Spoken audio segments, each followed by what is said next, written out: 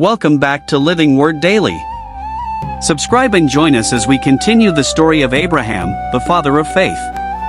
God had called Abram out of his homeland with a promise to make him into a great nation, to bless him, and to give the land of Canaan to his descendants. Abram obeyed, journeying with Sarai his wife and Lot his nephew. He walked by faith, but his journey was not without struggles. Lot and Abram grew wealthy with flocks and herds until the land could not sustain them together. Quarrels arose between their herdsmen.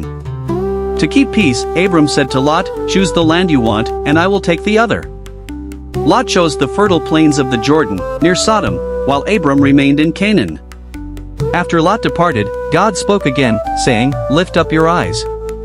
All the land you see, I will give to you and your offspring forever."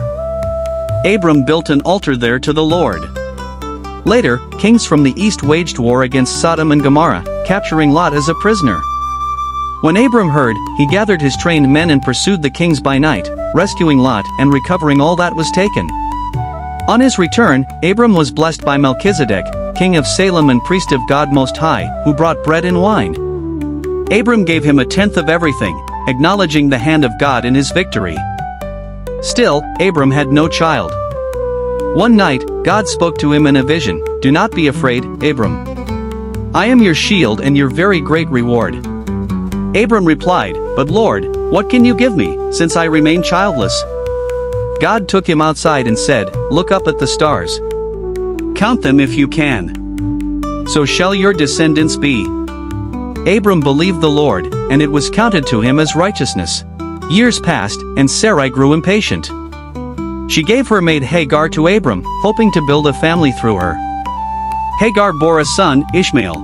But this was not the child of promise. When Abram was 99 years old, God appeared again and made a covenant with him. His name was changed from Abram to Abraham, meaning father of many nations, and Sarai's name became Sarah. God promised that Sarah herself would bear a son, and through him the covenant would be fulfilled. As a sign, every male in Abraham's household was to be circumcised. One day, 3 mysterious visitors came to Abraham's tent. He welcomed them with food and rest. As they ate, one declared, "By this time next year, Sarah will have a son." Sarah laughed from within the tent, for she was old and past childbearing age. But the Lord said, "Is anything too hard for the Lord?" In time, the promise was fulfilled. Sarah conceived and gave birth to Isaac, the son of laughter. Abraham rejoiced, for God had turned their doubt into joy. Yet the greatest test of faith was still to come. God said to Abraham, "Take your son, your only son Isaac, whom you love, and go